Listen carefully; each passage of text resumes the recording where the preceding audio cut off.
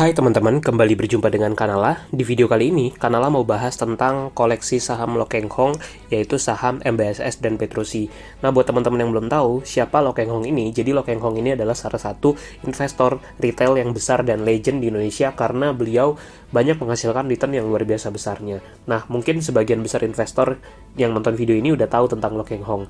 Nah, di video kali ini kita akan bahas tentang sekilas profil Lo Keng Hong dan jurus investasinya, plus kita akan ulas secara cukup mendalam tentang saham yang dikoleksi oleh beliau, yaitu saham MBSS dan saham Petrosi.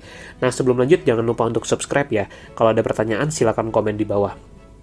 Nah, tentang Lo Keng Hong nih, jadi beliau ini dianggap sebagai Warren Buffett-nya Indonesia. Kenapa? Karena dia bisa menghasilkan return yang banyak, kemudian juga meraih multi-bagger yang banyak, dan beliau ini sangat terkenal di Indonesia dan termasuk salah satu investor yang mungkin jadi anutan bagi banyak orang. Nah, sebelumnya Kanala udah pernah bahas tentang Lo Keng Hong ini, termasuk tentang strategi investasinya juga, dan nanti teman-teman bisa cek juga video yang pernah Kanala buat. Nah, akhir-akhir ini nama Lo Keng Hong kembali populer karena dia dikaitkan dengan saham GJTL. Nah, ini tadi video yang Kanala mention tentang strategi investasi Lo Keng Hong yang sudah Kanala share, sudah Kanala buatkan videonya di video ini. Linknya ada di deskripsi kalau teman-teman ingin tahu strategi apa sih yang dipakai oleh Pak Lo Keng Hong ini. Nah, beberapa saham yang dipegang oleh Pak Lo Keng Hong itu banyak menjadi pemberitaan di media, mulai dari saham BMTR, kemudian juga yang terbaru GJTL, kemudian juga yang dipegang oleh Lo Keng Hong saat ini itu adalah saham Petrosi dan juga saham MBSS. Nah, dua saham yang baru kita sebut tadi itu yang akan kita bedah secara lebih mendalam di video kali ini. Jadi buat teman-teman yang tertarik sama saham-saham Lo Keng Hong, apalagi saham MBSS dan Petrosi, bisa nonton video ini karena kita akan bahas detailnya. Nah, yang pertama kita bahas dulu dari saham MBSS atau Mitra Bahtera Segara Sejati. Ini adalah perusahaan yang bergerak di bidang perkapalan yang menyediakan solusi transportasi laut untuk industri pertambangan dan sumber daya alam di Indonesia. Nah, ini gambaran profil dari MBSS. Jadi dia ini perusahaan pelayaran dan dia ini termasuk salah satu perusahaan yang listing di Bursa Efek Indonesia. Kalau kita lihat, beberapa contoh service dari MBSS itu ada shipment, penanganan material, dan itu servisnya dari MBSS. Nah, Lo Keng Hong ini pegang sekitar 5,7% dari saham MBSS atau sekitar 101 juta lembar. Dan ini kalau kita lihat dari komposisi pemegang saham per Desember 2020 ya. Nah, seperti apa sih kinerja fundamental dari saham MBSS ini? Kalau kita lihat dari data RTI Analytics, sebenarnya beberapa tahun terakhir itu MBSS ini banyak mengalami kerugian. Dia baru untung itu di 2019, itu pun keuntungannya cukup tipis. Walaupun kalau kita lihat dari balance sheet, tingkat utangnya cukup kecil dan ekuitasnya jauh lebih besar dibanding liabilitas yang dimiliki perusahaan ini.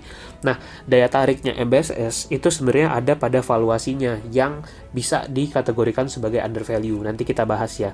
Nah, ini potret cash flow dari MBSS ini. Kalau kita perhatikan, memang net income-nya beberapa tahun terakhir itu minus atau rugi, tapi dia tetap bisa mencatatkan operating cash flow yang cukup lumayan dan bahkan cadangan kasnya cukup besar ya menurut Kanala untuk MBSS ini. Nah, ini dari segi rasio profitabilitasnya. Kalau kita lihat dari gross margin, misalnya dari operating profit margin dan juga net profit margin memang tidak terlalu besar untuk MBSS ini.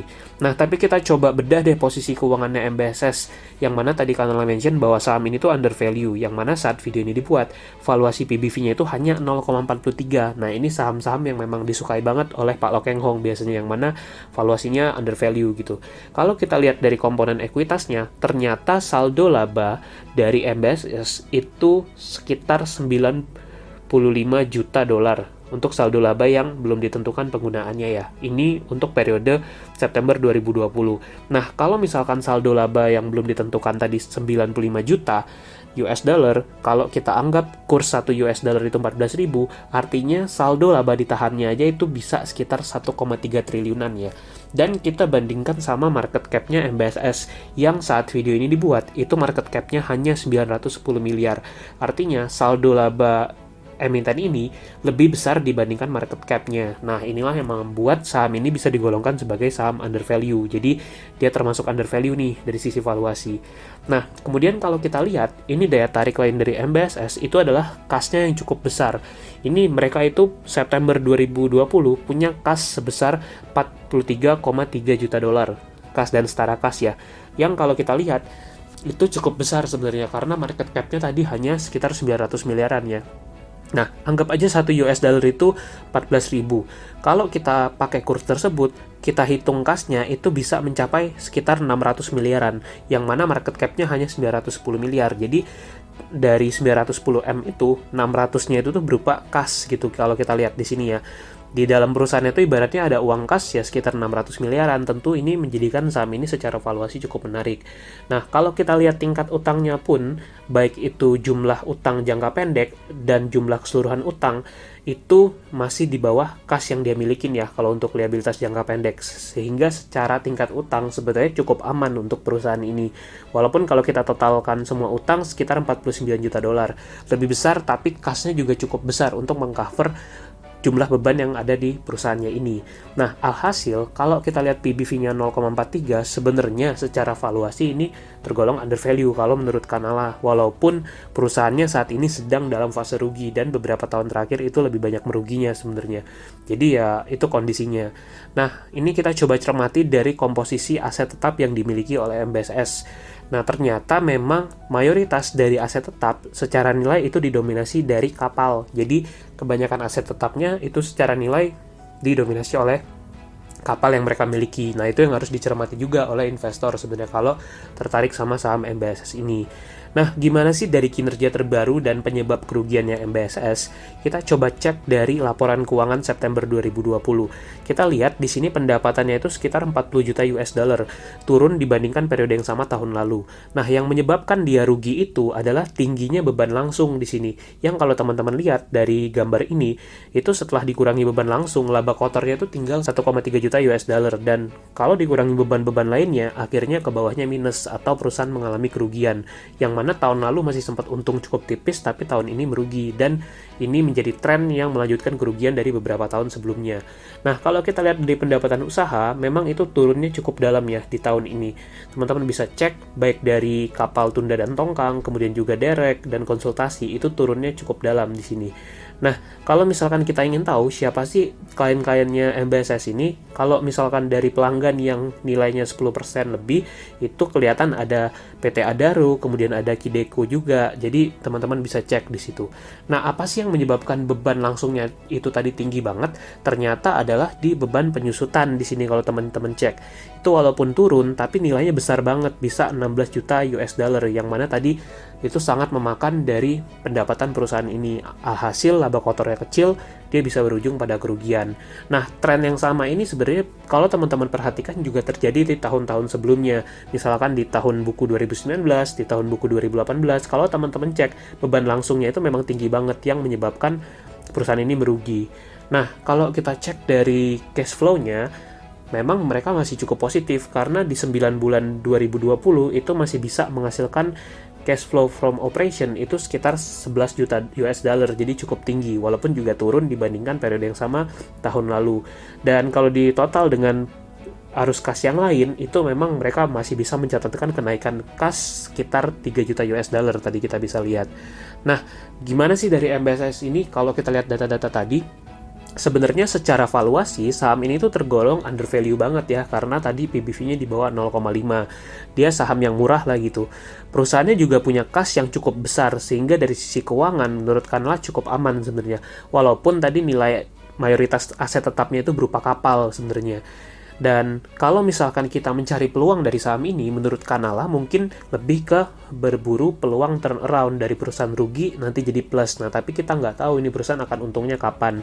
Dan peluangnya mungkin muncul ketika kita bisa beli di valuasi yang super murah, misalkan di PBV 0,3 atau mungkin 0,2 atau lebih murah dari saat ini. Nah, teman-teman bisa cek secara grafik harga dia udah naik cukup banyak beberapa bulan terakhir, tapi dulu pernah PBV-nya itu di 0,2, 0,3 yang itu bisa jadi peluang banget sebenarnya untuk yang tertarik di saham ini. Itu gambaran tentang MBSS.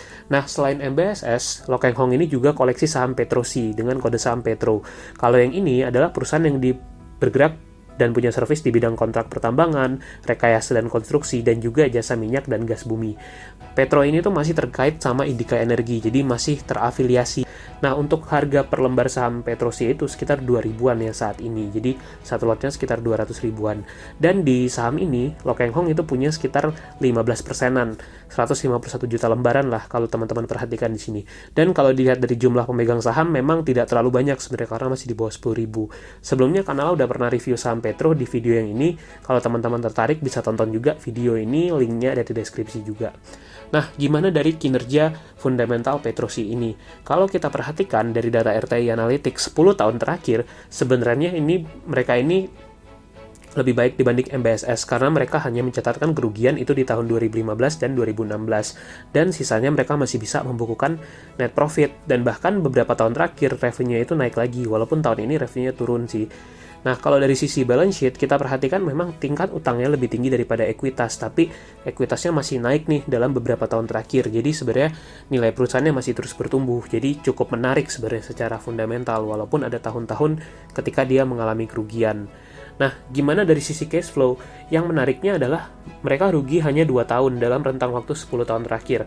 Dari sisi operating cash flow, mereka itu bisa mencatatkan arus kas positif yang cukup besar kalau teman-teman perhatikan di sini. Jadi, arus kasnya positif dan kasnya pun terus meningkat dari tahun ke tahun. Jadi, ini cukup menarik sebenarnya. Dan kalau kita lihat dari sisi profitabilitas, operating, kemudian juga gross margin dan net profit marginnya itu masih mencatatkan keuntungan, jadi dia masih untung nih perusahaannya. Nah, kita coba lihat lebih detail tentang posisi keuangan dari Petrosi ini.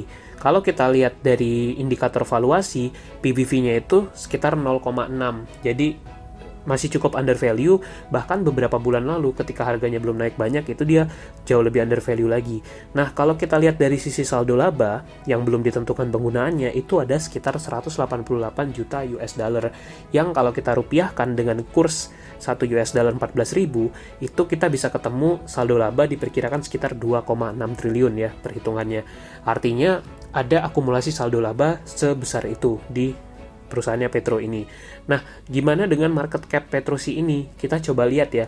Saat video ini dibuat, itu market cap-nya hanya sekitar 2,03 triliun. Artinya, saldo laba tadi lebih besar dibandingkan market cap perusahaan ini. Bisa kita lihat dari data ini, saham ini bisalah kita anggap sebagai saham yang under value sebenarnya, dan ini menjadi saham yang disukai lah oleh Pak Lo Keng Hong gitu.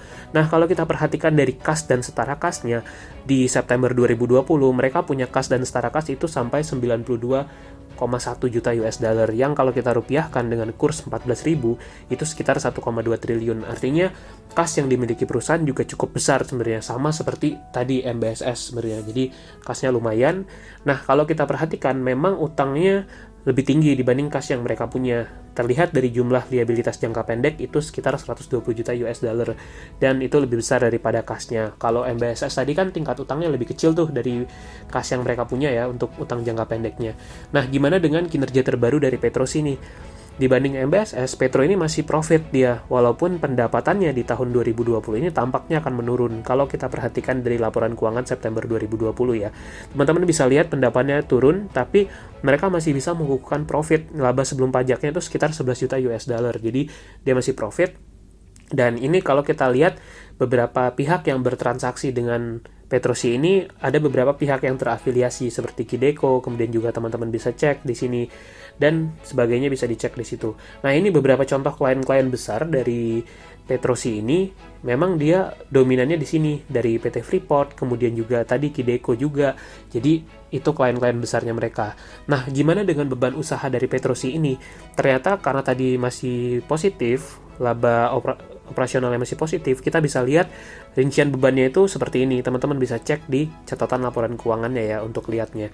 Nah, ini dari data earning per share diperkirakan tahun ini akan turun, tapi 4 tahun terakhir mereka masih bisa konsisten profit. Jadi sebenarnya masih cukup lumayan lah karena mereka masih bisa bayar dividen dan mereka punya kebijakan dividen yang cukup oke karena tiap tahun bayar dividen ketika perusahaannya profit gitu. Jadi kalau misalkan berharap dividen dari Petrosi itu masih ada.